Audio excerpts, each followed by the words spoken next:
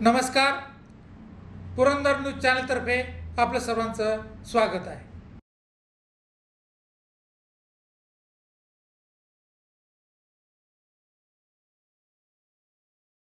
शिंदे असतील, आपल्या इथे दत्ता शिंदे असतील, या सर्वांनी त्यांच्या प्राणाची आहुती दिल्यास त्या सर्वांना या ठिकाणी श्रद्धांजली वाहणार आहोत. तर मी सर्वांना विनंती करते की आपण साम्राज्य संस्थापक सिंहासनाधीश्वर राजाधिराज महाराज श्रीमंत योगी श्री छत्रपती शिवाजी महाराज की धर्मवीर छत्रपती संभाजी महाराज की एक मराठा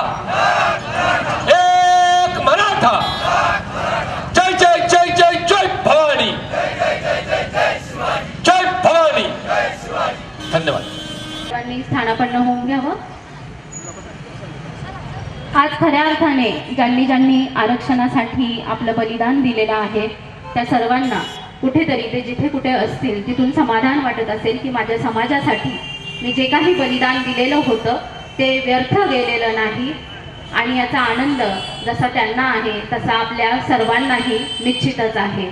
त्या प्रत्येक मोर्चात पुरंदर तालुक्यातील मराठा बांधवांचा सक्रिय असा सहभाग होता आणि तो अतिशय नावाजण्याजोगा असाच होता.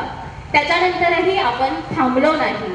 कुठेतरी की माझा समाज जो आहे त्याच्यासाठी मला काम करायचं आहे, माझ्या समाजाला जे हक्काचं आहे ते मिळायला हवं, ही अपेक्षा आपण दिवसांचं ऐतिहासिक असं आरक्षणासाठीचं ठिय्या आंदोलन पुरंदर तालुक्यातून झालं होतं. आणि त्या आंदोलनाची नोंद अगदी मुख्यमंत्र्यांनी सुद्धा त्यावेळी घेतली होती. त्यावेळी आपल्या तालुक्यातील प्रत्येक गावातील मराठा समाज बांधव भगिनी सर्वांनी या ठिकाणी सहभाग नोंदवला होता आणि तो आपल्या सर्व सासवडकरांना पुरंदरकरांना निश्चितच माहिती आहे. त्याची पुन्हा एकदा आज या निमित्तानं आपण सगळेच आठवण करूयात. त्यावेळी आपल्याला इतर समाज बांधवांनी सुद्धा खूप सहकार्य केलं होतं. आज कुठेतरी त्यांना सुद्धा या निमित्तानं आम्ही धन्यवाद म्हणू इच्छितो, कारण तुम्ही होतात, तुमच्यामुळे आम्हालाही बळ मिळालं, आमच्यामुळे इथून मागे तुम्हाला मिळत आलं, इथून पुढेही मिळेल.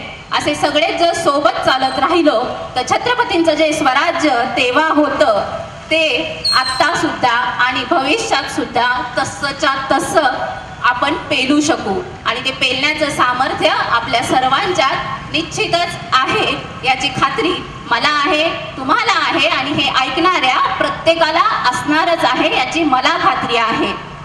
आजचा हा कार्यक्रम मनोज जरांगे पाटील हे नाव सुरुवातीला कदाचित कोणाला माहिती नसेल, पण आता असं झालेलं आहे की देशभर, देशाच्या बाहेर सुद्धा जरांगे पाटील कोण आहेत हा प्रश्न विचारला जाऊ लागला.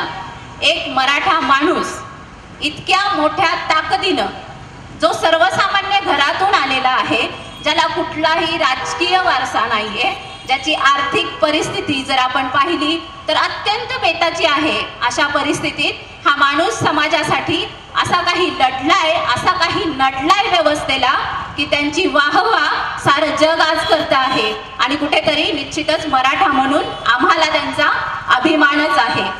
मनोज जरांगे पाटील दादांनी जे आंदोलन केलं त्यासाठी मनापासून त्यांनाही आम्ही धन्यवाद देतो की कुठेतरी पुन्हा ती ठिणगी त्यांनी पेटवली, संघर्षाचा तो वारसा आपल्याला आठवून दिला आणि आपण सर्वजण त्याच्यावरती चालते झालेलो आहोत. इथून पुढेही कदाचित हा संघर्ष आपल्याला करावा लागू शकतो, पण आपण हरणारे मराठे नाही आहोत तर लढणारे मराठे आहोत, हे आपण सर्वांनीच लक्षात ठेवायचं आहे. आणि आपला हा लढा अविरत का असेना, कदाचित थोड्या काळासाठी असेल, जास्त काळासाठी असेल, आपल्याला चालू ठेवायचाच आहे. आपलं दुसरं एक आंदोलन झालं जे 14 सप्टेंबर ते 14 ऑक्टोबर 2020 या दरम्यान झालं. ते 1 महिन्याचं आंदोलन होतं, हे आंदोलन. त्यानंतर आपण तिसरं आंदोलन केलं जे साखळी उपोषण होतं, ते 26 ऑक्टोबर 2023 ते 3 नोव्हेंबर 2023 असं चाललं. तर ही सगळी आंदोलनं करत असताना पुरंदर तालुक्यातील प्रत्येक गावातील समाज बांधवांनी या ठिकाणी सहकार्य केलेलं आहे. कारण एकटा पुरंदर असं आपण जेव्हा म्हणतो तेव्हा आमच्या पुरंदर तालुक्यातील जी 100च्या पुढं गावं आहेत त्या सर्वांचा सहभाग यामध्ये असतो आणि प्रत्येक जण या ठिकाणी अत्यंत हिरिरीने सहभागी झाला होता. त्याच्या मागे कारण काय, तर आमची गरज. कारण आरक्षणाची खरंच आम्हाला गरज आहे याची जाणीव आपल्या प्रत्येकाला होती आणि त्या लढ्यासाठी आपण सर्वजण अगदी कंबर कसून तयारीला लागलो होतो आणि लढतही होतो. आता कदाचित आपल्या लढ्याला जे यश आलंय त्याच्याबद्दल विस्तृत माहिती आपल्याला इथे मिळणारच आहे. पुढे काय होईल हे सुद्धा आपल्याला हळूहळू अंदाज येत जातील. पण आपण काय मगाशी म्हटलं तसं लढत राहूयात. जर लढायची गरज नाही पडली तर चांगलंच आहे. आपल्याला जे मिळालेलं आहे ते भविष्यात किमान आपण एवढं सांगू शकतो की पुरंदरकरांनी आयत्या पिठावर रेघोट्या मारल्या नाहीत. आम्ही सहभागी झालो, रस्त्यावर उतरलो, लढा दिला आणि ते आरक्षण आम्हालाही त्याच संघर्षाने मिळालेलं आहे. इथे कुठेतरी फक्त घरात बसून आम्ही ते आता उपभोगणार नाही आहोत. तर त्यासाठी आम्ही उतरलोय, लढलोय आणि भविष्यातही लढणारच आहोत. तर असा या पुरंदरचा वारसा आपण असा जपत राहूयात. या ठिकाणी पुरंदरचे असे काही धुरंदर आहेत की जे पुरंदरमध्येच नाही तर बाहेरही आपल्या व्याख्यानांनी, शिवविचारांनी जनतेच्या मनामध्ये त्यांचं अढळ असं स्थान निर्माण करून आहेत. त्यातीलच एक शिवव्याख्याते श्री प्रमोददादा कारकर यांना मी या ठिकाणी विनंती करते की त्यांनी या ठिकाणी आपलं मनोगत व्यक्त करावं.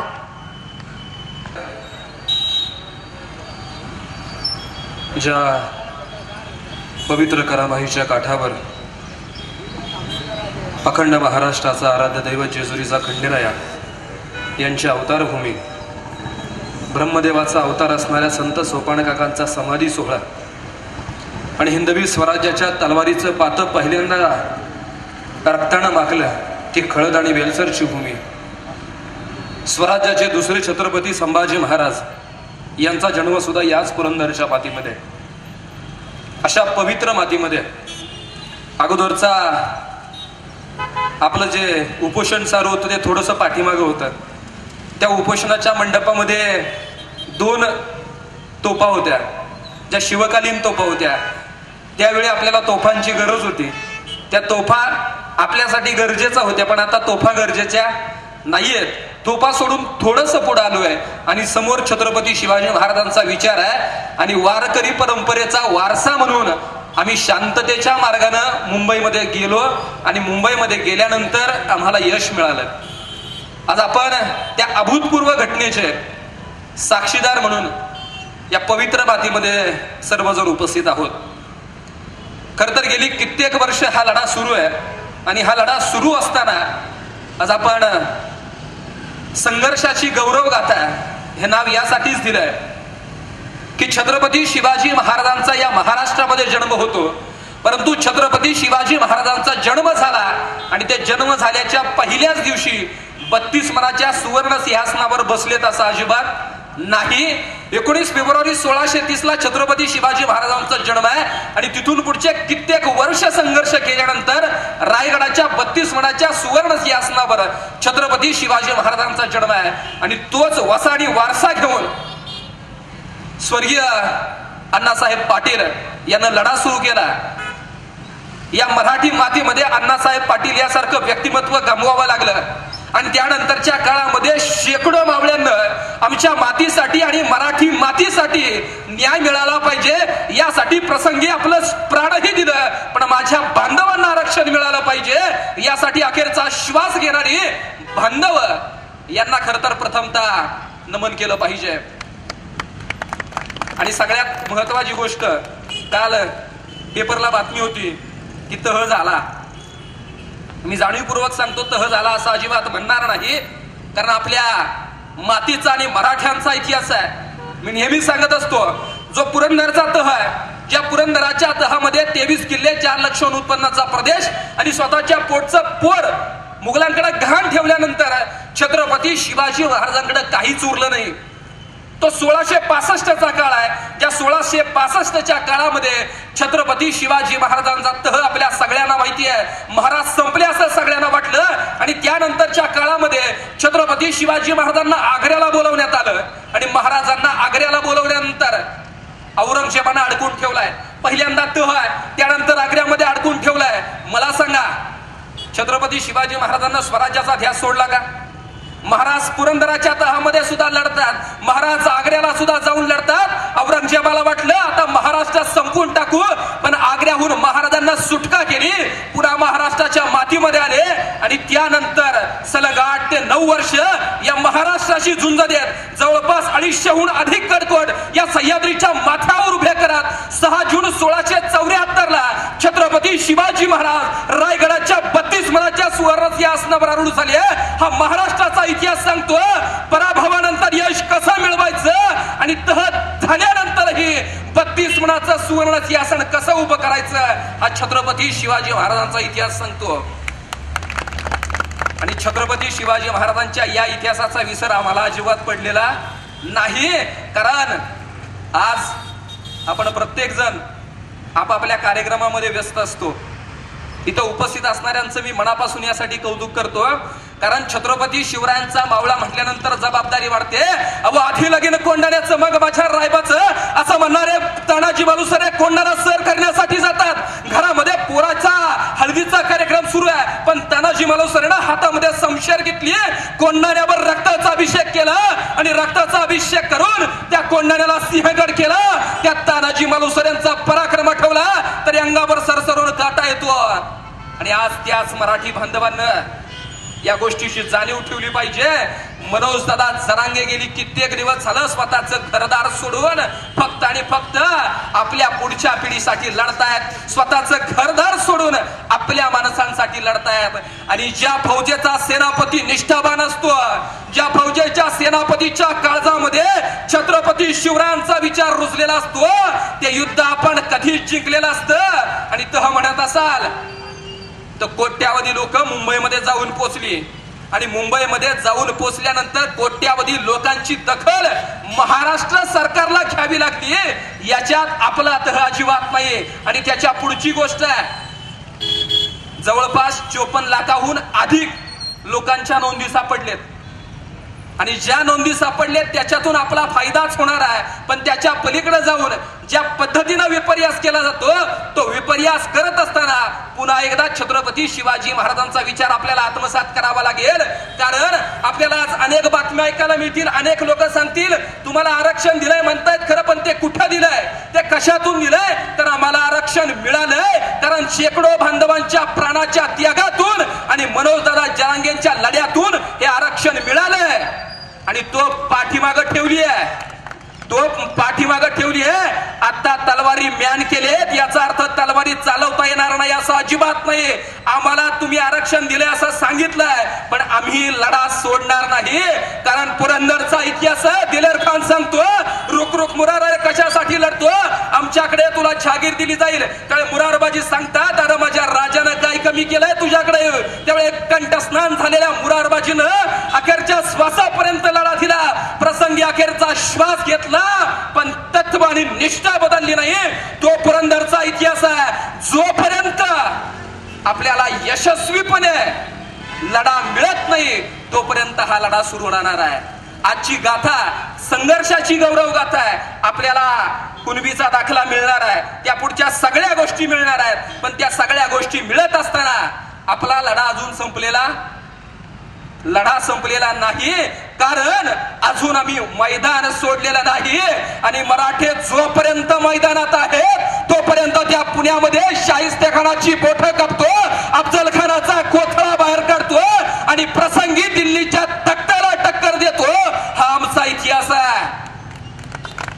आणि त्या पुढची गोष्ट आहे, आपण ज्या पद्धतीनं काल अभूतपूर्व यश मिळवलंय, छत्रपती शिवाजी महाराजांना याच पुण्याच्या मातीमध्ये पहिल्यांदा जर काय केलं असेल, छत्रपती शिवाजी महाराजांना स्वराज्याची सुरुवात करत असताना असं नाही केलं लोक गोळा केली पाहिजेत, त्यांना पैसे दिले पाहिजेत आणि तुम्ही तुमचा व्यवसाय सुरू करा, श्रीमंत व्हा आणि मग स्वराज्याचं स्वप्न पाहू.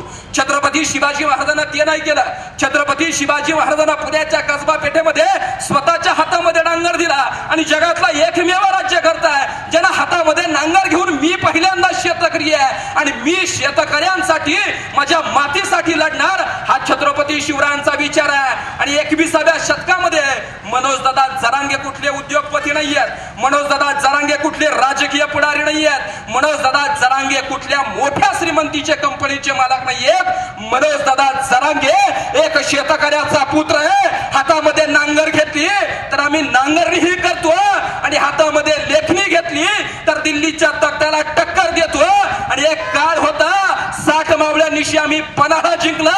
आज लाखोंच्या जनसमुदायानं अखंड महाराष्ट्र नव्हे भारत हातून टाकण्याची ताकद आमच्यामध्ये आहे. आणि म्हणून मी आवर्जून सांगतो, आमच्या पूनमताई आपल्या ज्या काही न्यायालयीन गोष्टी त्या सांगतीलच, परंतु मला आपल्या सगळ्या उपस्थितांना सांगायचंय, लाईव्हच्या माध्यमातून ऐकणाऱ्या सगळ्यांना सांगायचंय, आपल्याला मुख्यमंत्री साहेबांना जे पत्र दिलंय त्या पत्रामध्ये सांगितलंय मराठ्यांना आरक्षण मिळालंय. आरक्षण मिळाल्यानंतरची जबाबदारी वाढली आहे. ज्या अर्थ जबाबदारी वाढली त्या अर्थी पुढचं काम आहे. मी आपल्याला फक्त एक प्रसंग सांगून जाईल. जो प्रसंग आहे, राजे पन्हाळगडाला अडकून पडले आहेत. पन्हाळगडाला अडकून पडल्यानंतर महाराजांना जायचं विशाळगडाच्या दिशेनं आणि विशाळगडाच्या दिशेनं महाराज जात असताना बांदल सेना आणि बाजीप्रभू लढतायत. बाजीप्रभू आणि बांदल सेना गोडखिंडीमध्ये अडकून आहे आणि त्यावेळी बाजीप्रभू आणि बांदल सेनेनं सांगितलं, राजा विशाळगड जवळ करा. जोपर्यंत विशाळगडावरील विलोरी तोफांचा आवाज येत नाही ना तोपर्यंत हे मावळे लढत राहतील बाजी. आणि बाजीप्रभू आणि बांदल लढत राहिले. राजे जोपर्यंत विशाळगडावर पोहोचत नाही तोपर्यंत गोडखिंडीमध्ये रक्ताचा पाठ वाहून गेला. आमच्या समशेरी चालत राहिल्या आणि त्या गोडखिंडीमध्ये आमच्या मावळ्यांना असा पराक्रम केला. एकीकडे विशाळगडावरील बिलोरी तोफांचा आवाज येईपर्यंत अखेरचा श्वासापर्यंत मावळे लढत राहिले आणि विशाळगडावरील बिलोरी तोफांचा आवाज ऐकू आला आणि आमच्या बाजीप्रभूने नव्हे मावळ्यांना अखेरचा श्वास घेतला आणि गोडखिंडीला पावनखिंड केली. आम्हाला सुद्धा तेच करायचं आहे. जोपर्यंत आमचा मुहूर्तमेढीचा शिक्का मिळत नाही आणि जोपर्यंत आमच्या मराठी आरक्षणाचा भगवा फडकत नाही तोपर्यंत मावळा म्हणून आपल्याला लढत राहायचंय. आणि ही सगळ्यात महत्वाची तुमची आणि आमची सगळ्यांची जबाबदारी आहे. आज या पुरंदरच्या माती मला वाटतं महाराष्ट्रातली ही दुसरी विजयी सभा असेल. पहिली मुंबईमध्ये झाली आणि दुसरी पुरंदरमध्ये झाली आहे. कारण 100 दिवस आपण लढा दिला. पाठीमागच्या वेळी दिला तर त्यातला एक तरुण पोरगा 3 ते 4 दिवस झालं उपाशी राहिला होता आणि तो तिथं आला होता. आमच्या महाराष्ट्रातली तरुण पोरं आतड्याला पीळ पर्यंत उपाशी राहतात कारण आमच्या कित्येक पिढ्या आमच्याकडे गुणवत्ता असताना सुद्धा असेच खितपत पडले होते. पण आता खितपत पडून चालणार नाही. आमचे तरुण लढले पाहिजेत आणि त्यानंतरच्या काळामध्ये लढ्याला यश आलं. आणि लढ्याला यश येण्याचं कारण इतकं आहे, छत्रपती शिवाजी महाराजांच्या विचारानं आणि मनोजदादा जरांगेंसारखा असा माणूस युगातून जन्माला येतो जो स्वतःच्या घरावर तुळशीपत्र ठेवतो आणि पत्नीला सांगतो, जर घरी आलो तर तुझा समज आणि गेलो तर समाजासाठी गेलो म्हणून समज. हा छत्रपती शिवाजी महाराजांचा मावळा आहे. आणि मला वाटतं आपल्या सगळ्यांची जबाबदारी आहे, एक मनोजदादा जर उभे राहिले तर आपण तख्ताला टक्कर देऊ शकतो. आपण मुंबईमध्ये किती जण होतो मोजता येणार नाही इतके होतो आणि ते सगळे मनोजदादा जरांगे होते. कारण कोणी विचार केला नव्हता. आजपर्यंत जगामध्ये गर्दी झाली तर चेंगराचेंगरी होती, नको त्या कारणांसाठी गर्दी होती. भांडणं झाली तर सोडवणाऱ्यांपेक्षा भगणाऱ्यांची गर्दी जास्त होती. पण कोट्यावधी लोक जमल्यानंतर सुद्धा जगात एक बातमी गेली नाही कुणी चेंगरलाय, कुणी शिव्या दिल्यात, कुणाची गाडी धडकली. प्रत्येक जण शांततेने येतो कारण प्रसंगी हातामध्ये नांगर घेतो आणि आमच्या वारकरी परंपरेचा टाळही घेतो आणि आमच्यावर चालून आलं तर हातामध्ये समशेर घेऊन छाताड फोडण्याची ताकद ठेवतो. आणि जोपर्यंत न्याय मिळत नाही तोपर्यंत लढतो. त्याला मराठा म्हणतात. आणि ह्या अभूतपूर्व यशाचे आपण साक्षीदार आहात. खर तर माझ्यानंतर निलेशदादाही बोलणार आहेत. मी जास्तीचा वेळ घेणार नाहीये. पूनमताई सुद्धा आहेत. बोलण्यासारखं खूप आहे कारण आज मला वाटतं बोलण्याचा सगळ्यात महत्वाचा आनंद काय, कारण आपण गेली कित्येक दिवस लढा देतोय आणि लढा देत असताना आपण सगळेजण याचे साक्षीदार आहोत. उद्याच्या पिढ्या सांगतील छत्रपती शिवाजी महाराजांचे गडकोट त्यांच्या इतिहासाची साक्ष देत आहेत. छत्रपती शिवाजी महाराजांच्या इतिहासामध्ये त्यांचे गडगोड साक्ष देत आहेत. येणाऱ्या काळामध्ये या शिवतीर्थामध्ये कित्येक वर्ष गेली तरी पुढच्या पिढ्या सांगतील ही माणसं लढत राहिली म्हणून आरक्षण मिळत राहिलं आणि निस्वार्थपणे लढत राहिले आणि निस्वार्थपणे लढत राहिलं पाहिजे. आणि समारोपाकडे जात असताना फक्त एक छोटीशी गोष्ट सांगेल, ती गोष्ट सगळ्यांना लक्षात ठेवा. एक जंगल आहे, ज्या जंगलामध्ये सगळ्या प्रकारचे प्राणी राहत आहेत, गुन्ह्या गोविंदानं राहत आहेत आणि त्या जंगलाला अचानकपणे एक दिवशी आग लागली. जंगलाला आग लागल्यानंतर त्या जंगलातल्या एका चिमणीनं आपल्या चोचीनं ती आग विझवायचा प्रयत्न सुरू केला. चिमणीचा प्रामाणिकपणा होता, चिमणीची निष्ठा होती. ज्या जंगलामध्ये राहिलो आपण, ज्या जंगलामध्ये आपलं वाढ झालं त्या जंगलातली आग विझली पाहिजे आणि चिमणी आपल्या चोचीतील पाण्यानं ती आग विझवायचा प्रयत्न करते. आणि त्या जंगलातील समाजातील एक कावळा मात्र त्या चिमणीला बोलायला लागला, तुझ्या चोचीतील पाण्यानं आग विझणार आहे का? आपल्या सगळ्यांना ही प्रश्न पडेल, चिमणीच्या चोचीतील पाण्यानं आग विझणार आहे का? कावळाही सांगतो आग मोठी आहे, तुझ्या चोचीतील पाण्यानं आग विझणार नाहीये. पण चिमणीनं थोडा वेळ शांत होऊन त्या कावळ्याला उत्तर दिलं, आग मोठी आहे, माझ्या चोचीतील पाण्यानं आग विझणार आहे का मला माहित नाहीये, पण जेव्हा जेव्हा या आगीचा इतिहास काढला जाईल तेव्हा तेव्हा माझं नाव आग लावणाऱ्यांमध्ये नाही तर आग विझवणाऱ्यांमध्ये घेतलं जाईल. आणि शेकडो वर्षानंतर जेव्हा या शिवतीर्थाचा इतिहास काढला जाईल तेव्हा आपलं नाव मराठा आरक्षणासाठी योगदानासाठी घेतलं जाईल, माग पळणारे म्हणून घेतले जाणार नाही. आणि छत्रपती शिवरायांचा मावळा छाताड फोडून घेतो पण शेवटपर्यंत लढत राहतो.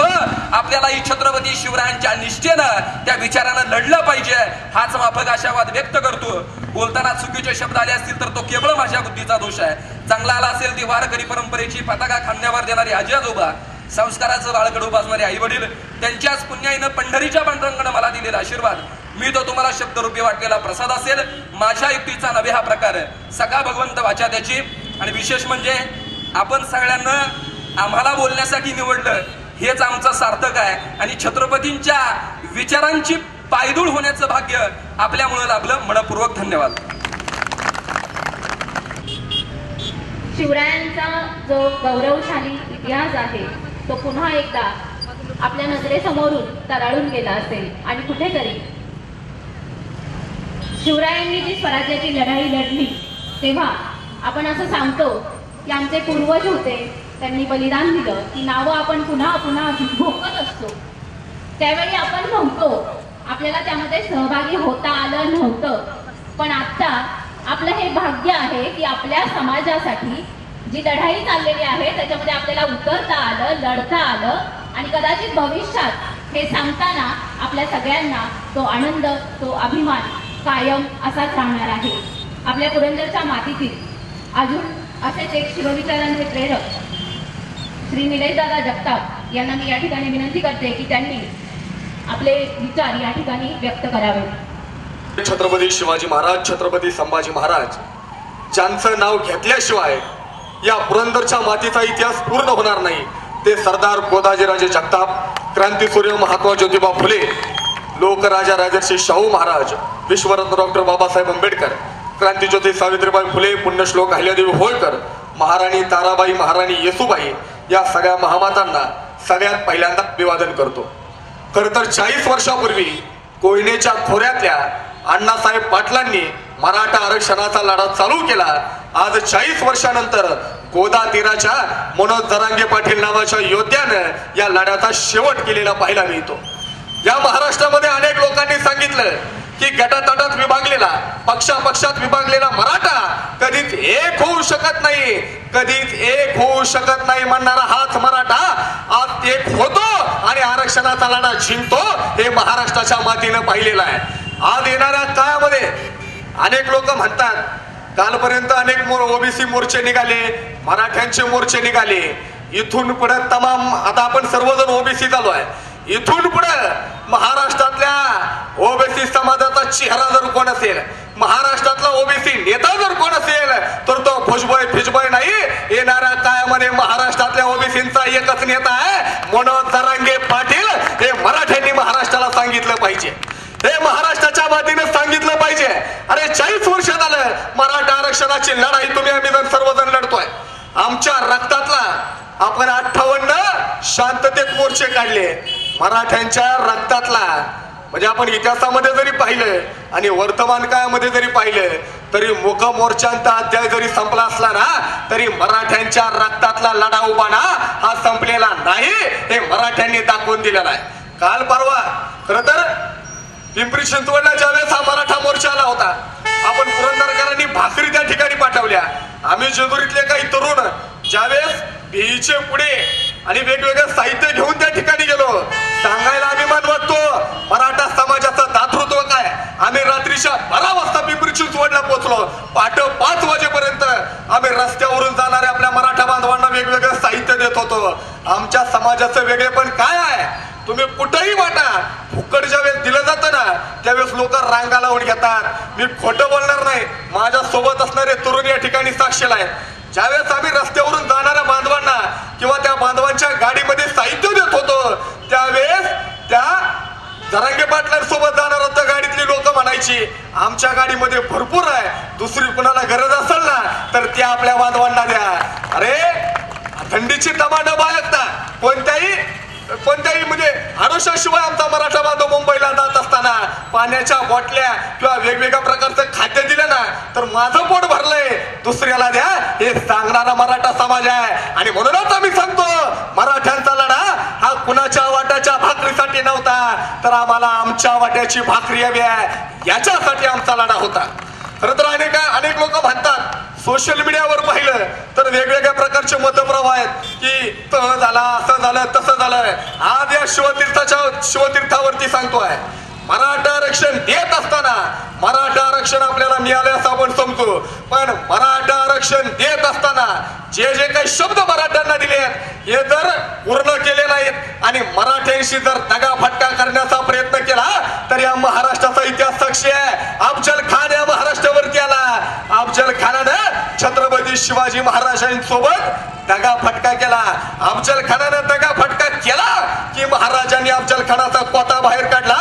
आम्हाला आरक्षण देताना आमच्याशी जर दगाफटका केला तर लोकशाहीच्या माध्यमातून तुमचा सुद्धा कोता बाहेर काढल्याशिवाय मराठा शांत बसणार नाही हे महाराष्ट्राने सांगितलं पाहिजे.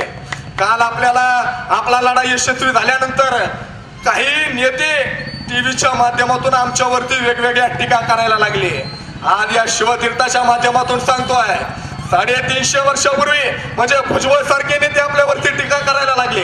आता जाहीरपणे बोलावं लागणार आहे 350 वर्षापूर्वी या मराठ्यांनी औरंगजेबाला पळू मारलं. 350 वर्षापूर्वी या मराठ्यांनी आदिलशहाला पळू मारलं. 350 वर्षापूर्वी या मराठ्यांनी निजामाला घरात घुसून मारलं. छगन भुजबळ तुमकीच झाड की पत्ती हो नाद करायचा पण मराठ्यांचा नाद करायचा नाही. इथला ओबीसी बांधव आमच्या सोबत आहे. अरे एका गावामध्ये एका ताटात खाणारे आम्ही माणसं आहोत. आग लावायची कामं तुमच्यासारखी लोक करतायत. आग लावणारे मराठे नाहीत आग विझवणारे मराठे आहेत हे महाराष्ट्राच्या मातीत आम्ही सांगितलं पाहिजे. आता आपण या आरक्षणाच्या माध्यमातून एक झालोय तरी एक गोष्ट लक्षात ठेवा रस्त्यावरून जाताना एखादं कुत्रं आलं त्या कुत्र्याला दगड मारला की कुत्रं पळून जाईल पण रस्त्यावरून जाताना एखादं मधमाशांचं पोळं दिसलं त्या पोळ्याला दगड मारा मधमाशा तुमच्यावरती हल्ला करतील. सांगायचा उद्देश एकच आहे दगड मारणारा पण तोच आहे दगड पण तोच आहे. फरक फक्त एवढा आहे कुत्र एकटंय मधमाशा समूहाच्या माध्यमातून आहेत. आपण सर्वजण आज आरक्षणाच्या निमित्तानं एक झालोय ही एकी आपल्याला असेच ठेवावी लागणार आहे. या पुरंदरच्या मातीचा इतिहास आपण सर्वजण पाहतो. या शिवतीर्थावरती आपण 100 दिवस आंदोलन केलं. महाराष्ट्रामध्ये या पुरंदरचं नाव अभिमानानं घेतलं जातं. वेगवेगळी आंदोलन झाली वेगवेगळी उपोषणं झाली पण सलग 100 दिवस आरक्षणासाठी जर कोणी एकत्र बसला असेल ना तर तो माझा पुरंदरचा तमाम मराठा बसलाय ही आपल्यासाठी अभिमानाची गोष्ट आहे. आपल्या पुरंदरचं योगदान जेव्हा या मराठा आरक्षणाचा इतिहास लिहिला जाईल तेव्हा मराठा पुरंदर तालुक्याचं नाव यामध्ये सुवर्णाक्षराने लिहिलं जाणार आहे. 100 दिवस आपण बसलो साखळी उपोषण केलंय. जेव्हा जेव्हा या आरक्षणाच्या लढ्यामध्ये योगदान द्यायची वेळ आली तेव्हा पुरंदरकरांनी आपलं योगदान या आरक्षणाच्या लढ्यामध्ये दिलेलं आहे. अरे जरांगे पाटील बघा तुमच्या आमच्याकडे दिसणारा माणूस सर्वसामान्य घरातला माणूस. आज अनेक लोक म्हणतात काल परवा निर्णय झाला की अनेक लोकांनी फेसबुकवरती पोस्ट टाकल्या या नेत्याचं श्रेय या नेत्याच्या पुढाकारातून आरक्षण मिळालं. मराठा आरक्षणाच्या आंदोलनाचं यश या नेत्याचं आहे. आज शिवतीर्थाच्या माध्यमातून सांगितलं पाहिजे, मराठा आरक्षण लढ्याचं यश जर कोणाचं असेल ना तर ते कोणत्या नेत्याचं नाहीये. मराठा आरक्षणाच्या लढ्याचं यश हे महाराष्ट्रातल्या तमाम मराठा समाजाचं आहे, दुसऱ्या कुणाचं नाहीये. आणि मी एक खंत प्रामाणिकपणे या विचारपीठावरती मांडेल. जरांगे पाटलांचं आंदोलन चालू असताना, महामोर्चा चालू असताना एक वेळ पश्चिम महाराष्ट्रातले मराठा बांधव कमी होते, पण याच महाराष्ट्रात मराठवाड्यातले तमाम मराठे, गावागावातले मराठे जरांगे पाटलांच्या सोबत होते.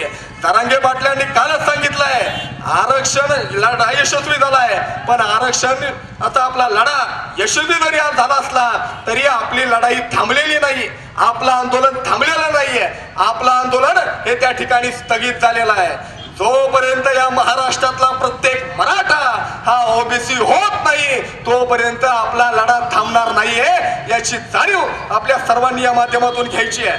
खरं तर या पुरंदरच्या मातीचा इतिहास आपण पाहिला. या ठिकाणी 100 दिवस आंदोलन केलं, साखळी उपोषण केलं, काल परवा भाकरी पाठवल्या, वेगवेगळ्या प्रकारचं पदार्थ आपण त्या बांधवांकडे पाठवले.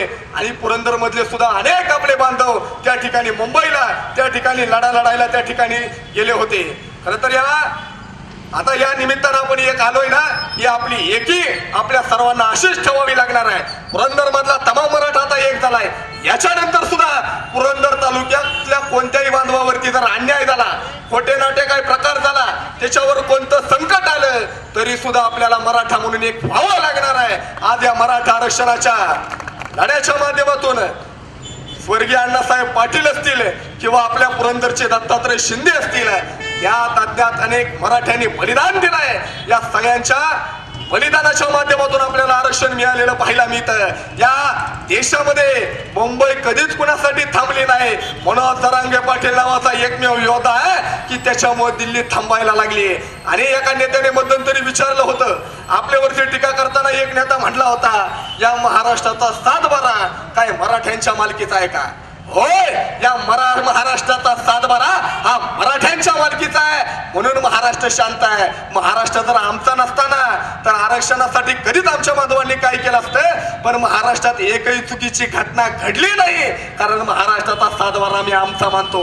हा महाराष्ट्र आमचा आहे, आमच्या छत्रपती शिवाजी महाराजांनी महाराष्ट्र घडवलेला आहे. आणि दुसरी महत्वाची गोष्ट आहे, काही लोकांनी टीका केली की मराठ्यांना आरक्षण कसं मिळतोय बघू, आम्ही असं करू तसं करू. मराठ्यांवरती टीका करताना अनेक चुकीचे लोक बोलून गेले. आपण त्या खालच्या थराला जाणार नाही, पण ते भुजबळ असेल, शेंडगे असेल ना तर पडेकर असेल, यांना कळलं पाहिजे की मराठा आता एक झालाय. मराठा एक झाला की काय होतं हे आपण सर्वांनी पाहिलंय. मराठा बरं, काही तुम्हाला जाहीरपणे या ठिकाणी सांगतो, काही गोष्टी पडद्याआड सुद्धा अनेक गोष्टी घडलेल्या आहेत. काल जे काही झालं याच्या पाठीमाग मनंगेश शेवटे नावाची एक व्यक्ती आहे की जे सरकार आणि मनोज जरांगे पाटील यांच्या संवाददूत म्हणून काम करत होते. मुख्यमंत्र्यांचे शब्द जरांगे पाटलांना सांगत होते, जरांगे पाटलांचा निरोप सरकारपर्यंत पोहोचवत होते. मंगेश शेवटे नावाची व्यक्ती, त्या मंगेश शेवटेंशी काल जेव्हा मी फोनवरती चर्चा केली त्यावेळेस पडद्याच्या पाठीमागं सुद्धा बऱ्याच काही गोष्टी त्यांनी त्या ठिकाणी सांगितलेल्या पाहायला मिळाल्या. मराठ्यांना आरक्षण देत असताना अनेक लोकांनी विरोध केला, पण अनेक लोकांच्या नाकावरती टिचून तुम्ही आम्ही आरक्षण घेतलंय, हे आरक्षण आपल्याला असंच या ठिकाणी आरक्षण आपल्याला यशस्वी करायचे.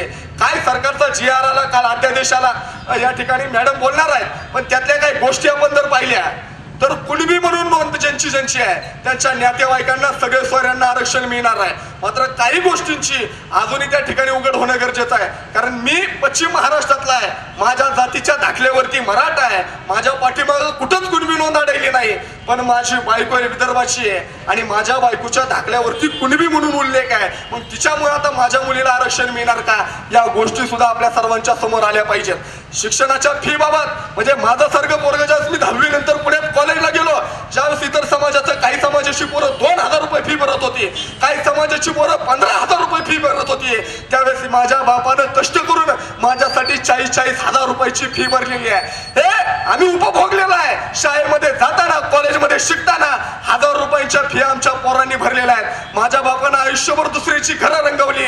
40,000 रुपये एका वर्षाचे भरताना माझ्या बापाला काय कष्ट घ्यावे लागले ना, हे उघड्या डोळ्यानं मी पाहिलंय. आणि हे दुःख आम्हा मराठ्यांच्या समोर यायला नको ना, म्हणून आमचा लढा होता. सरकारनं पोरांची फी मध्ये आपल्याला ओबीसी प्रमाणे सवलत देण्याचा निर्णय घेतलेला आहे. फक्त या ज्या गोष्टी आल्यात ना, याची खऱ्या अर्थानं अंमलबजावणी होते का हे सुद्धा तुम्हाला आम्हाला बघावं लागणार आहे. त्याची जोपर्यंत अंमलबजावणी होत नाही तोपर्यंत आपला लढा हा येणाऱ्या काळामध्ये चालू राहणार आहे.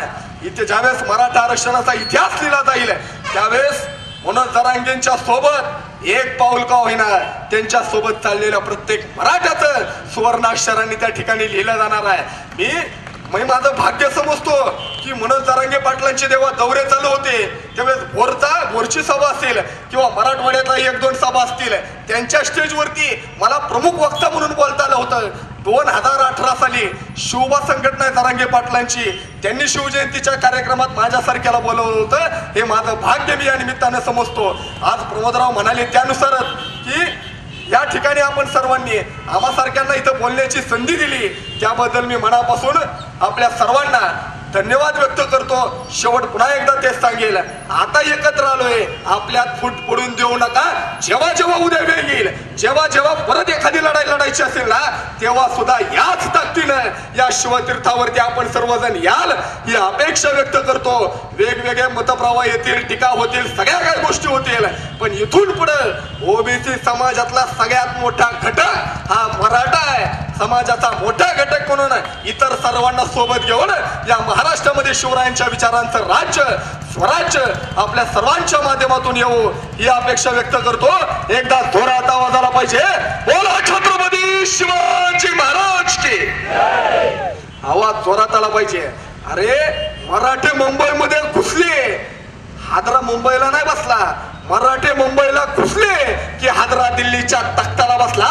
दिल्लीच्या तख्ताला हादरा देणारे मराठे आहेत. आवाज जोरात आला पाहिजे, बोला छत्रपती शिवाजी महाराज की. आवाज एवढ्या जोरात आला पाहिजे. आंतरवली सराठीला मीटिंग चालू होती मागाशी, त्या आंतरवली सराठी पर्यंत आपला आवाज गेला पाहिजे.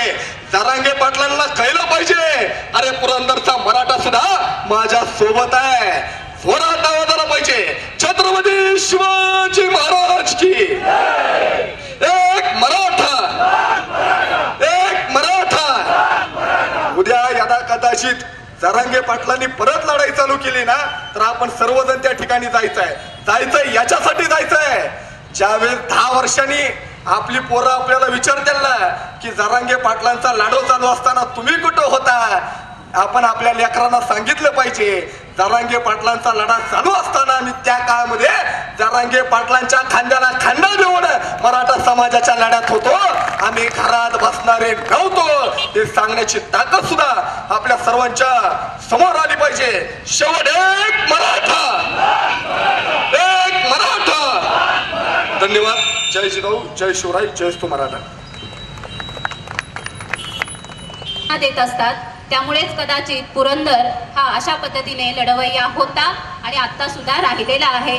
यासाठी निश्चितच तुमच्या दोघांचेही मी मनपूर्वक आभार मानते.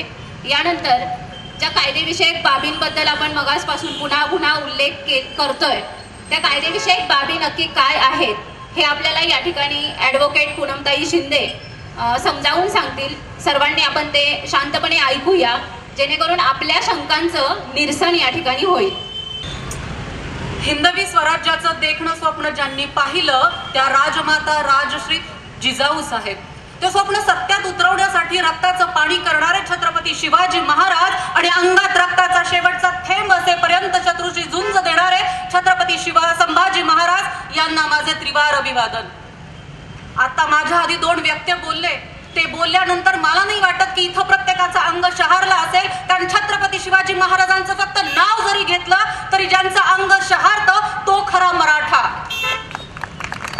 आज आपण बघितलं गेले अनेक वर्ष आपण सगळे मराठा आरक्षणासाठी लढा देत आहोत. त्याच्यामध्ये आपण जर बघितलं तर अण्णासाहेब पाटील यांनी मराठा आरक्षणासाठी हा लढा सुरू केला. गेले अनेक वर्ष ते याच्यासाठी लढले, परंतु या सरकारने त्यांच्या आंदोलनासाठी दखल न घेता आपल्या मराठ्यांच्या मागण्या मान्य नाही केल्या. मी माझ्या समाजासाठी करण्यासाठी कुठेतरी कमी पडलो ही खंत उराशी बाळगून अण्णासाहेब पाटलांनी आत्मबलिदान दिलं. आज फक्त त्यांनीच आत्मबलिदान दिलं नाही तर माझ्या लाखो बांधवांनी मराठा आरक्षणासाठी आत्मबलिदान दिलंय. अहो लांबचाच काय, पण आपल्या पुरंदर मधले दत्ता शिंदे यांनी देखील या लढ्यासाठी आत्मबलिदान दिलं. पण मला आज वाटतं की या सगळ्यांचं आत्मबलिदान वायाला नाही गेलं. ते जे जिथून कुठून पाहत असतील आज ते मनात कृतज्ञ होत असतील, त्यांना धन्य वाटत असेल. कारण मागे हटणारा तो माझा मराठाच नाही. कारण आज मनोज जरांगे साहेबांनी जे काही यश मिळवले आहे ते सतत यांनी घेतलेल्या या त्यांच्या जिद्दीचं हा एक उदाहरण आहे. आणि हे आपल्या कुठे आले आहे, आपल्या छत्रपती शिवाजी महाराजांचाच हा वारसा आहे. काल आपण जे आरक्षण दिलेलं आहे त्या आरक्षणामध्ये आपल्याला अनेक संभ्रम लोकांमध्ये आहेत की हे काही लोकांचं म्हणणं आहे की आपण ही 100% लढाई जिंकलो, पण काहींचं म्हणणं आहे की अरे नाही आपण तहात हरलो. पण बांधवांनो तसं नाही, आपण 100% जिंकलोय.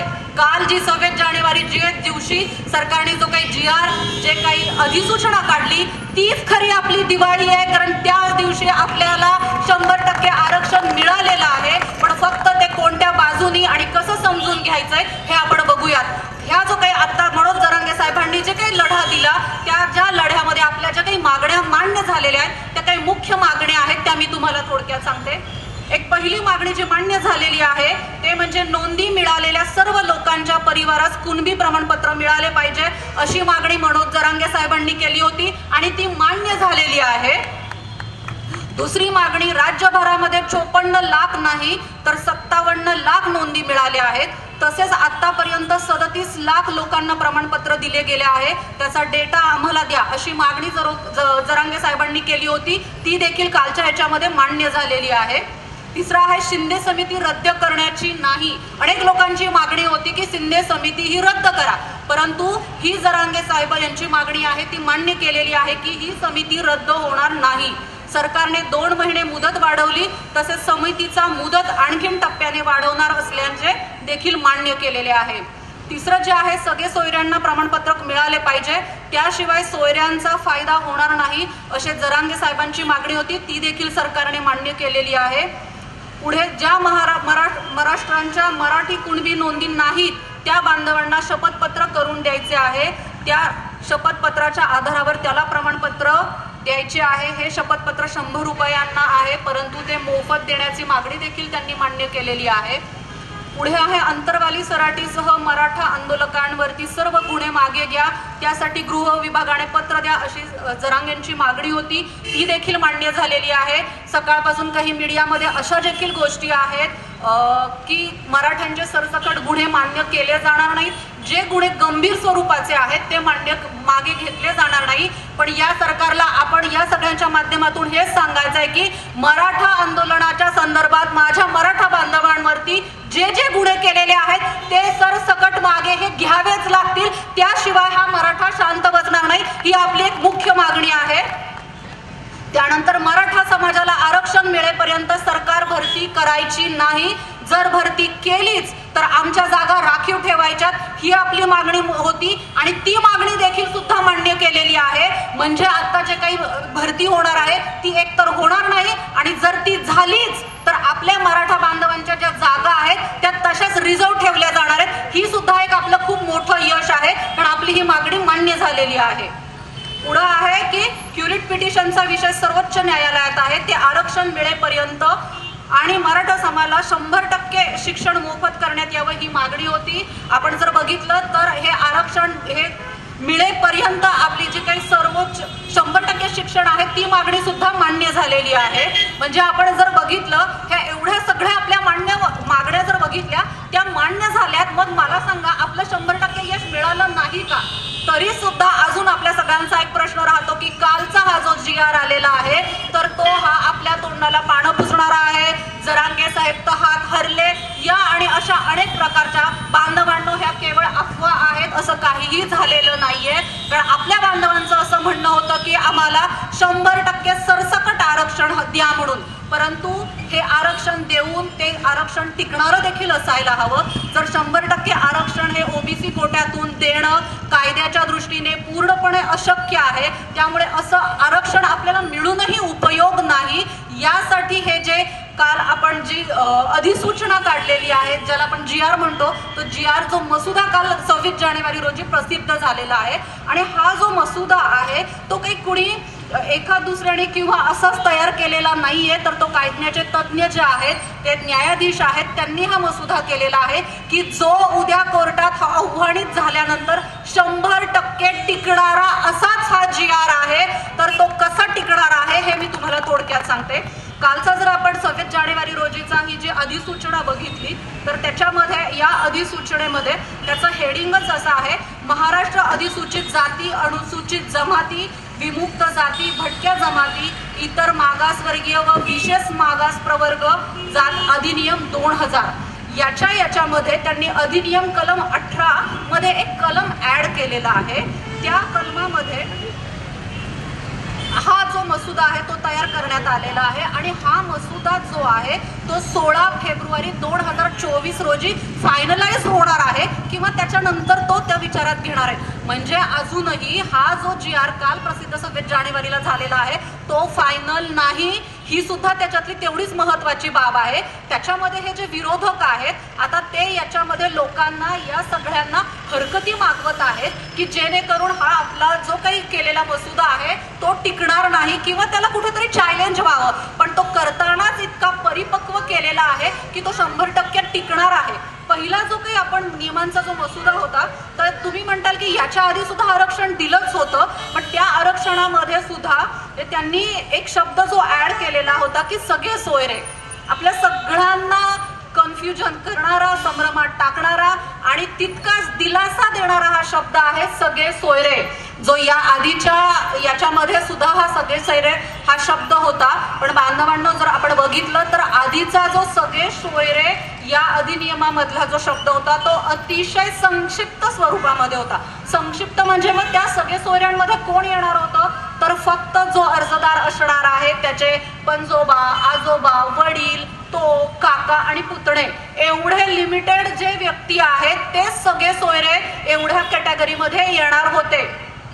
परंतु आता हा जो 26 जानेवारीचा जो GR आहे त्याच्यामध्ये कलम ज मध्ये त्यांनी एक सगळे सोयरे ही व्याख्या ऍड केलेली आहे. मी थोडीशी तुम्हाला ती वाचून दाखवते.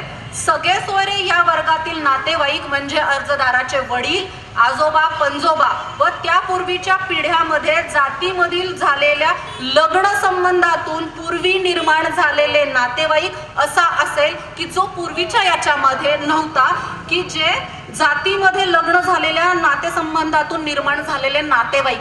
मला सांगा, आपला समाज हा इतका मोठा आहे, एक असा मराठा समाजातला माणूस नसेल की जो कुठेही गावात भेटला जरी तरी तो कुणाचा तरी पाहुणा रावळा निघत नाही. मग नातेसंबंधातून आपले संबंध किती दूरपर्यंत पोहोचतायत हा शब्द त्याच्यामध्ये जो ऍड केलेला आहे, जो आपल्या प्रचंड हिताचा आहे.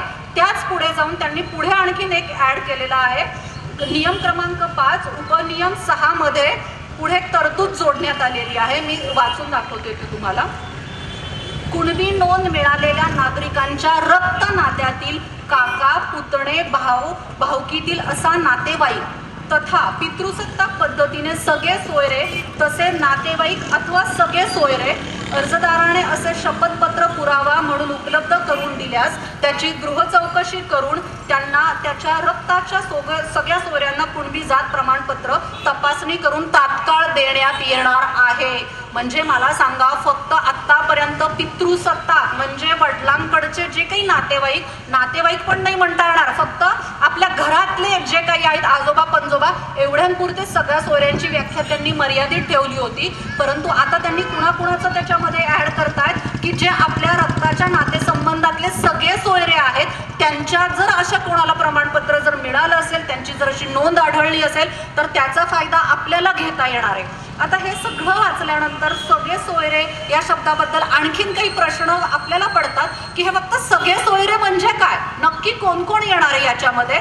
तर त्याच्यामध्ये तुम्हाला एक थोडीशी मी उदाहरणं देईल की हे कोणाकोणाला याचा लाभ आपल्याला घेता येणार आहे, की कोणाच्या नातेसंबंधांमध्ये आपण हे बसतोय.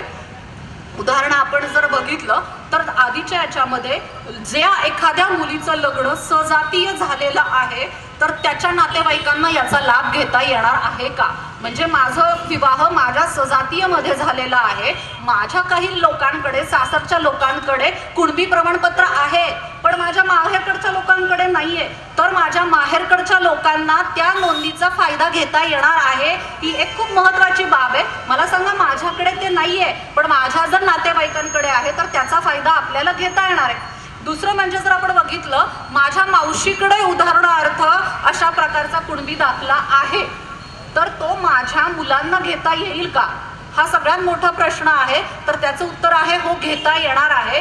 कारण माझी मावशी आणि मी एकाच नातेसंबंधातले, रक्त संबंधातले आहोत, म्हणून माझ्या मावशीच्या दाखल्याचा उपयोग हा माझ्या मुलांना होणार आहे.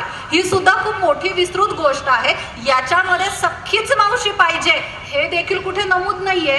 मग आपल्याला अशा प्रकारच्या मावशांमध्येच आपल्याला माहिती आहे की किती प्रकारच्या मावशा आपल्याकडे असतात, त्या सगळ्याच मावशांचा पण आपल्याला याच्यामध्ये उपयोग करता येणार आहे. दुसरं म्हणजे आत्याच्या बाबतीमध्ये, माझ्या आत्याकडे जर अशा प्रकारचा दाखला असेल तर त्याचा उपयोग सुद्धा मला करून घेता येणार आहे. कारण माझी आत्या आणि माझे वडील हे एकाच नातेसंबंधातले आहेत, म्हणून अशा प्रकारच्या दाखल्याचा मला उपयोग करून घेता येणार आहे. ह्याच्यामध्ये सुद्धा बऱ्याच आपल्या पाहुण्या रावळ्यांकडे या नोंदी आढळणार आहेत. आता तिसरं म्हणजे जे काही आहे, मुलीला जर एखाद्या मुलीचा विवाह झालाय, तो सजातीय झालेला आहे, तिच्याकडे कुणबी प्रमाणपत्र नाही, तिच्या वडिलांकडे नाही आणि तिच्या नवऱ्याकडे आहे, तर ते तिला वापरता येणार आहे का? तर तिला ते वापरता येणार नाही. परंतु त्या नातेसंबंधातून जी मुलं अपत्य होणार आहेत त्यांना ते वापरता येणार आहे. आता ही याच्यामध्ये थोडीशी एक जाचक बाब आहे की त्या मुलीला त्याचा फायदा नाही घेता येणार आहे परंतु त्यांच्या मुलांना घेता येणार आहे. या अशा गोष्टी आहेत. आता जर आपण बघितलं की सगळ्यात महत्त्वाचा आपल्या तालुक्याच्या बाबतीत जर बोलायचं झालं तर असा संभ्रम आहे की आपल्या गावामध्ये, तालुक्यात बरेच अशी देशमुखांची कुळं आहेत की त्याच्यामध्ये आपण जर आत्ता बघितलं, बऱ्याच ठिकाणी आपल्या कोणाच्याही नोंदी आढळलेल्या नाहीत, आपल्या वाडवडिलांच्या नोंदी आढळलेल्या नाहीयेत. तर याच्यामध्ये या सगळे सोयऱ्यांच्या ह्याच्यामध्ये त्यांनी जो भावकीचा एक शब्द ऍड केलेला आहे. आता उदाहरण आपण जर परिंचे हे गाव घेतलं, माझं माहेर आहे म्हणून मी सांगतेय, तर त्याच्यामध्ये जाधवांचे कुटुंब जे आहे, संपूर्ण गाव जाधवांचं आहे, तर तिथे एकाही जाधवाचं नोंद कुणबी म्हणून कुठेही सापडलेलं नाही. परंतु एखाद्या याचं कधी काळी चुकून माकून लागून गेलेलं आहे की त्याच्यामध्ये ती नोंद आहे, तर तो जो भावकी नाही पण तो गावातला माणूस आहे, तरी देखील त्याच्या दाखल्याचा उपयोग आपल्याला जाधवच नाव असणाऱ्यांना करता येणार आहे. फक्त त्याच्यासाठी आपल्यासाठी एक महत्वाची गोष्ट काय असणार आहे की तो आपला नातेवाईक लागतो, नातेवाईक इन द सेन्स भावकी लागतो, हे आपल्याला त्यांना सिद्ध करता आलं पाहिजे. ते जर आपण सिद्ध करू शकलो तर तो त्यांचा असणारा दाखला, त्याच्यानंतर त्याचे आपले असणारे नातेसंबंध, म्हणजे थोडक्यात वंशवेळ, ज्याला आपण भावकी म्हणतो की माझे 5 वाडे आहेत, माझ्या वाड्यातलं तर कुणाची नोंद नाहीये पण 5 वाड्यांपैकी आहे. इव्हन 5 वाड्यांपैकी बाहेरच्या वाड्यातल्या जरी व्यक्तीची नोंद सापडली तरी देखील अशा प्रकारचं प्रतिज्ञापत्र देऊन, त्याचे पुरावे देऊन आपल्याला त्याचा देखील उपभोग घेता येणार आहे. मग आपली वाडे, आपली भावकी, आपले नातेसंबंध इतके मोठे आहेत, तर असा एखादा जरी सापडला तरी मला वाटतं जवळजवळ 4-5 कुटुंबांना त्याचा फायदा घेता येणार आहे. आता हे याच्यामध्ये हे नातेवाईक आणि सगळे सोयऱ्यांच्या बाबतीत आहे. तर त्याच्यामध्ये पुढे आणखीन एक आहे, जात पडताळणी प्रमाणपत्र ते देणार आहेत. तर आता हे जात पडताळणी जे प्रमाणपत्र आहे ते कशा स्वरूपात करायचंय, तर त्याच्यासाठी अर्जदाराने अर्ज करायचा आहे. त्याच्यामध्ये कुटुंबाचा जो कर्ता व्यक्ती असणार आहे त्याचं जे काही नोंद भावकीतली कोणाची सापडलेली आहे ती करायची आहे. जर तुम्हाला त्याचा दाखला असेल तर काहीही ट्रबल जास्त करावं लागणार नाही, कारण त्यांच्या पुढे पुरावा असल्यानंतर त्याचं ते व्हेरिफिकेशन करणार आहेत, आपला अर्ज निकाली निघणार आणि आपल्याला तो दाखला दिला जाणार आहे.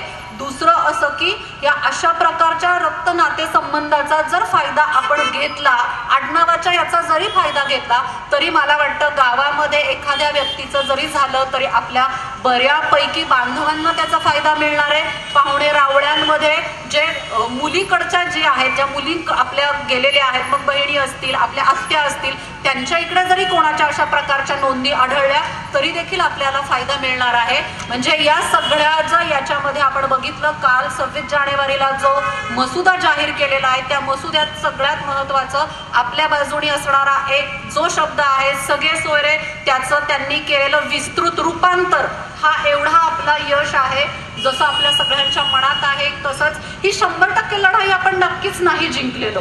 जे असं सगळ्यांच्या मनात इच्छा होती की जरांगे साहेबांनी निघालेला हा केलेला लढा जो आहे तो आपल्याला 100% प्रत्येक मराठाला आरक्षण मिळणारं असा पाहिजे. पण बांधवांना त्याचबरोबर थोडीशी न्यायालयीन बाजू सुद्धा आपल्याला पाहणं गरजेची आहे की ओबीसी कोट्यातून 100% आरक्षण जरी दिलं सरकारने तरी सुद्धा ते कोर्टात टिकणार नाही. त्यामुळे अशा प्रकारे जे त्यांनी दिलेलं आहे त्या शब्दांचा आपल्याला कुठेतरी फायदा घेऊन कुठेतरी रक्त नाते संबंध जे आहे ते शोधून ते जोडून आपल्याला हा अशा प्रकारचा त्याचा फायदा घेता येणार आहे. त्याच्या पलीकडे जाऊन सांगते की मनोज जरांगे साहेबांनी त्यांचा हा जो लढा आहे तो थांबवलेला नाही. अजूनही त्यांचा शब्द ते त्यांच्या शब्दावरती ठाम आहेत की जोपर्यंत माझ्या बांधवांना प्रत्येकाला याचा लाभ मिळत नाही तोपर्यंत माझा लढा हा थांबणार नाही. आणि सरकारने दिलेला या GR मध्ये जर काही गफलत झाली तशा प्रकारे हा जो GR आहे हा कायदा नाही, हे लक्षात घ्या. हा GR आहे, जोपर्यंत याचं कायद्यात रूपांतर होत नाही तोपर्यंत आपला लढा संपलेला नाहीये. आणि आज आपण पुरंदरकर आहोत तर सगळ्यांनी आपण जर बघितलं आज एवढे आपण 58 इथे जे मोर्चे काढले त्याच्यामध्ये सगळ्या मराठ्यांचा जर आपण सहभाग बघितला, प्रत्येक गावाचा सहभाग अतिशय विशेष आहे. आणि हीच एकी आपण दाखवायची आहे. जोपर्यंत प्रत्येक बांधवांना अशा प्रकारचा ओबीसी दाखला मिळत नाहीये, याचा लाभ मिळत नाहीये तोपर्यंत हा आपला लढा थांबणार नाहीये. या GRचं जे आहे त्याचं कायद्यात रूपांतर जेव्हा होणार आहे तेव्हाच आपली खरी लढाई संपणार आहे. तोपर्यंत आपण आपल्यातली जी एकजुटी आहे ती अशीच ठेवायची आहे आणि कुठल्याही भूलथापांना संभ्रमांना बळी पडायचं नाही. हे आज 26 जानेवारीला पब्लिश झालेलं आहे. 16 फेब्रुवारीला तो फायनलाइज होईल. त्याच्यानंतर अनेक याच्यामध्ये जे काही बदल होतील किंवा ज्या काही गोष्टी आपल्या अडचणी आहेत त्या लिगली दूर होतील, तसे आपले संभ्रम दूर होतील. त्या पद्धतीने आपण जायचं आहे. पण तोपर्यंत आपण आपल्यातली ही जी एकी आहे आणि जो हा लढा आहे तो जिवंत ठेवायचा आहे. 26 जानेवारीला जाहीर झालेला GR ही आपली दिवाळी होती. अजून आपली देव दिवाळी शिल्लक आहे. जेवढ्या जोमाने आपण दिवाळी करतो तेवढ्या जोमात आपल्याला देव दिवाळी करायची आहे आणि या शिवतीर्थावरती तो जल्लोष करायची संधी आपल्याला सगळ्यांना मिळणार आहे. ही एवढं एक मोठं आश्वासन मी आपल्या सगळ्यांना समाज बांधवांना मराठा समाजाच्या वतीने देते आणि थांबते. जय हिंद, जय महाराष्ट्र.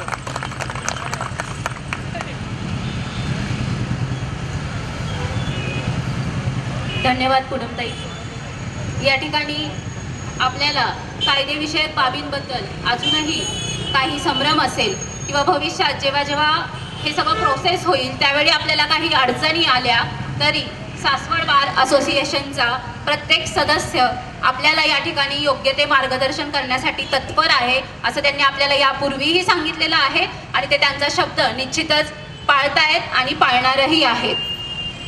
आज या विजयी सभेच्या निमित्तानं आजवर जो आरक्षणाचा लढा उभा राहिला त्या लढ्यामध्ये पुरंदर तालुक्यातील प्रत्येक गावाने आपलं योगदान दिलं. त्याचबरोबर सासवडमधील इतर समाज बांधवांनी प्रत्यक्ष अप्रत्यक्ष आम्हाला या ठिकाणी मदत केलेली आहे. त्याचबरोबर लोणावळ्यामध्ये त्या दिवशी आपण आंदोलकांसाठी भाजी भाकरी चटणी जे काही आपल्याला आपल्या घासातला घास देणं शक्य आहे तो आमच्या माता भगिनींनी या ठिकाणी दिला होता. त्या सर्वांचे आणि ज्ञात अज्ञात अशा सर्व समाज बांधव बंधू भगिनी सर्वांचे आजच्या या जाहीर सभेच्या निमित्ताने अतिशय मनपूर्वक आभार मानते.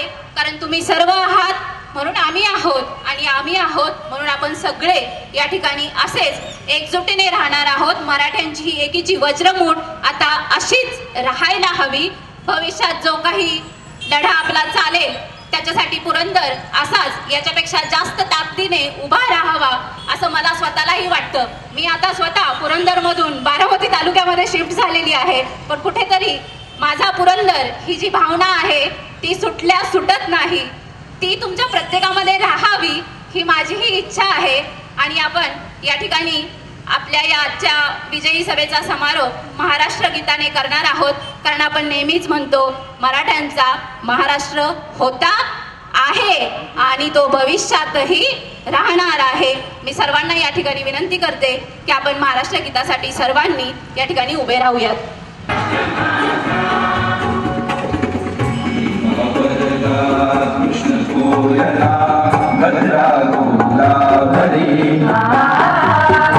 कपणाचे भरती पाणी मातीच्या घागरी भीमथडीच्या तटाराया भीमथडीच्या तटाराया यमुनेचे पाणी माझा जय महाराष्ट्र माझा जय महाराष्ट्र माझा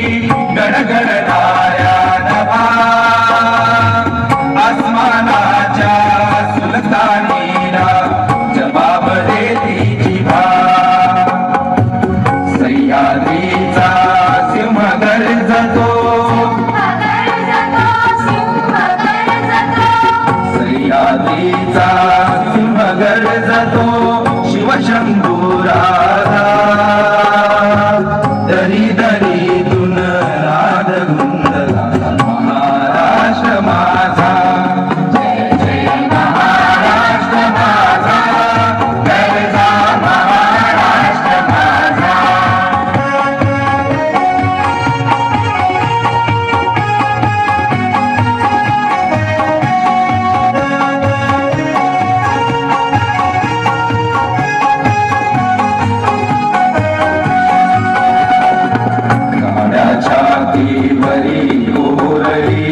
अभिमानाची लेणी फुलादी मन गटे खेळची खेळ जीवघेनी दारिद्र्याच्या उन्हात शिजला निळाच्या घामाने भिजला देश गौरवासाठी चिजला देश गौरवा दिल्लीचे महाराष्ट्र माझा जय जय महाराष्ट्र माझा गर्जा महाराष्ट्र माझा जय महाराष्ट्र माझा गर्जा महाराष्ट्र माझा गर्जा महाराष्ट्र माझा गर्जा महाराष्ट्र माझा. छत्रपती शिवाजी महाराज की धर्मवीर छत्रपती संभाजी महाराज की जय जय जय जय जय भवानी. एक मराठा. धन्यवाद.